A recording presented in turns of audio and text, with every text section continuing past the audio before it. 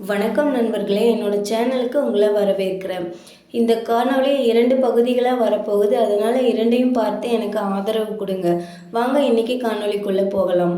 பஞ்சபாண்டவர்களில் மூத்தவரான யுதிஷ்டரும் யார் எதை கேட்டாலும் இல்லை இல்லை என்று சொல்லாமல் கொடுக்கிறார். அவர்களின் தம்பிகளும் அவ்வாறே யார் என்ன கேட்டாலும் தயங்காமல் உதவி செய்கிறார். ஏன் துரியோதனனும் கூட அவ்வாறே உதவி செய்கிறார். ஆனால் இவர்கள் அனைவரையும் விடவும் கர்ணனே சிறந்த கொடைவள்ளல் என்று மக்களால் போற்றப்படுகிறார். ஏன் பகவான் ஸ்ரீ கிருஷ்ணரும் கூட கர்ணனைத்தான் கொடைவள்ளல் என்று சொல்கிறார். இதற்கான காரணத்தை பஞ்சபாண்டவர்கள் கிருஷ்ணரிடம் வினவுகிறார்கள். அதற்கு கிருஷ்ணரோ நான் உங்களுக்கு இதை புரிய வைக்கிறேன் என்று சொல்கிறார். சொல்லிவிட்டு சில தினங்களுக்கு பிறகு அவர் ஒரு வயோதிக முனிவர் போல வேடமிட்டு துரியோதனன் அரண்மனைக்கு செல்கிறார். சென்று நான் ஒரு உலக நன்மைக்காக ஒரு வேள்வி நடத்த உள்ளேன், அதற்கான மரங்களை எனக்கு வேண்டும் என்று கேட்கிறார்.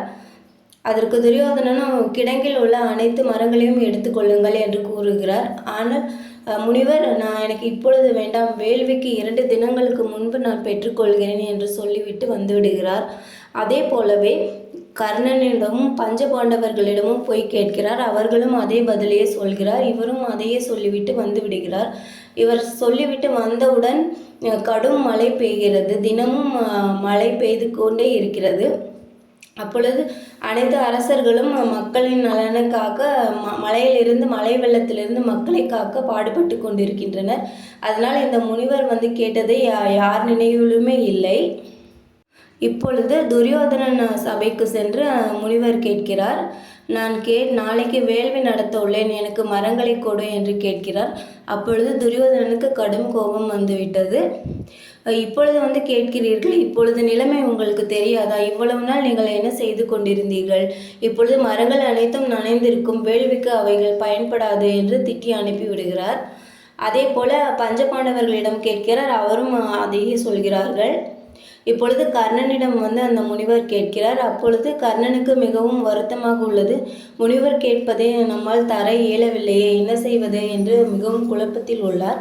அப்பொழுது ஒரு யோசனை தோன்றுகிறது கர்ணனுக்கு.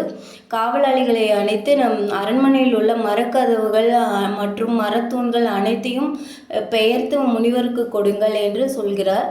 இந்த செய்தி நாடெங்கும் பரவுகிறது. பரவி அனைவரும் வந்து விடுகின்றனர். துரியோதனனும் பஞ்சபாண்டவர்களுமே வந்து விடுகின்றனர்.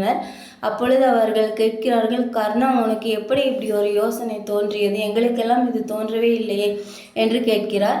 அப்பொழுது கர்ணன் சொல்கிறார், நான் ஒன்றும் அரண்மனையில் வளர்ந்தவன் இல்லையே, இவை அனைத்துமே எனக்கு இடையில் வந்தது தானே. இவை இல்லை என்றாலும் நான் எங்காவது ஒண்டிக் கொண்டு கூட நான் வாழ்ந்து விடுவேன். எனக்கு எந்த பிரச்சனையும் இல்லை. எனக்கு முனிவரின் வேள்விதான் எனக்கு முக்கியம். அவருக்கு கொடுத்த வாக்கு தான் எனக்கு முக்கியம். அதனால்தான் நான் இப்படி செய்தேன் என்று கர்ணன் பதில் கூறுகிறார். இதை கேட்டு அனைவரும் நெகிழ்ந்து போகின்றனர்.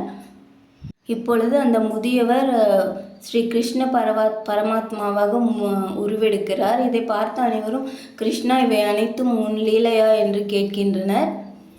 கிருஷ்ணரிடம் கேட்கின்றனர், நீயே மழையை பொழிவித்து மரங்களை எல்லாம் நனைய வைத்து எங்களை தர்ம சங்கடத்தில் ஆழ்த்தி விட்டாயே, நனைந்த மரங்களை நாங்கள் எப்படி கொடுப்போம் என்று அனைவரும் கேட்கின்றனர். இப்பொழுது கிருஷ்ணர் கூறுகிறார், இப்பொழுது உங்களுக்கெல்லாம் புரிந்திருக்குமே, கர்ணனை ஏன் கொடைவள்ளல் என்று மக்கள் போற்றுகிறார்கள், ஏன் நானும் போற்றுகிறேன் என்று கேட்கிறார்.